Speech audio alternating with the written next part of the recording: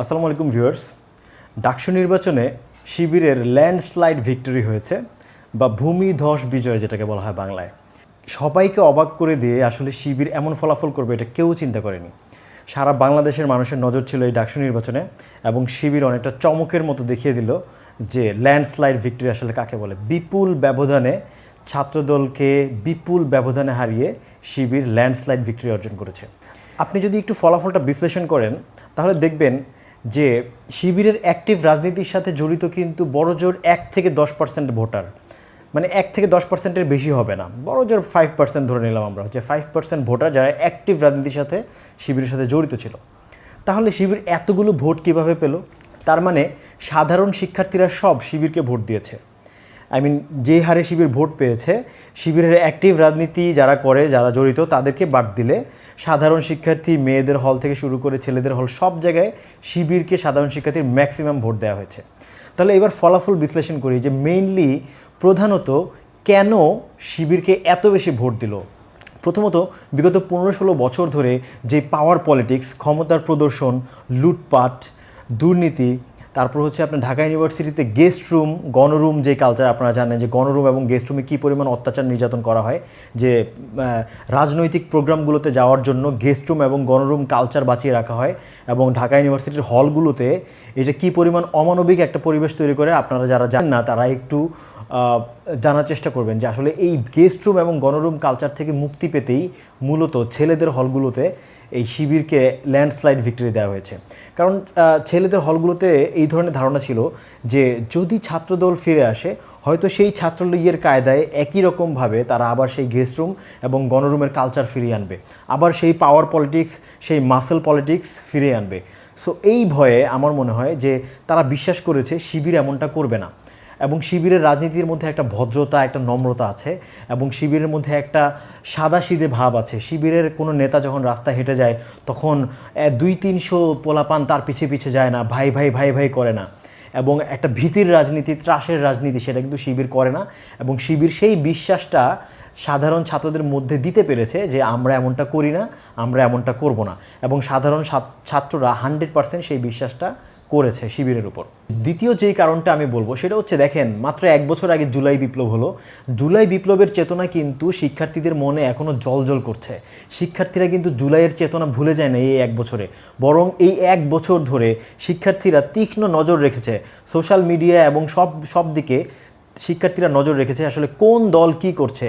চাঁদাবাজি, তারপর হচ্ছে হানাহানি, রেষারেষি, সহিংসতা, গুম খুন, তারপর পাথর দিয়ে মানুষ হত্যা করা থেকে শুরু করে যত ধরনের নৃশংসতা, সহিংসতা, এগুলো কিন্তু এখন সোশ্যাল মিডিয়ায় সেকেন্ডে ভাইরাল হয়ে যায়। সেটা আপনারা খুব ভালো করেই জানেন।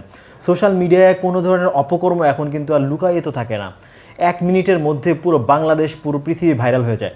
সো এই 1 বছর ধরে শিক্ষার্থীরা সেটা দেখেছে যে এখন তো আর আওয়ামী লীগ নাই বললেই চলে, ফিল্ডে আছে শুধু বিএনপি, জামাত, এনসিপি বা অন্যান্য ছোটোখাটো দলগুলো। তাহলে শিক্ষার্থীরা কিন্তু দেখেছে যে কোন দল চাঁদাবাজি করছে, কোন দল গুম খুন সন্ত্রাসের সাথে জড়িত, কোন দল সহিংসতা, দিনে দুপুরে হত্যা, এগুলোর সাথে জড়িত। সো এগুলো কিন্তু শিক্ষার্থীরা খেয়াল রেখেছে।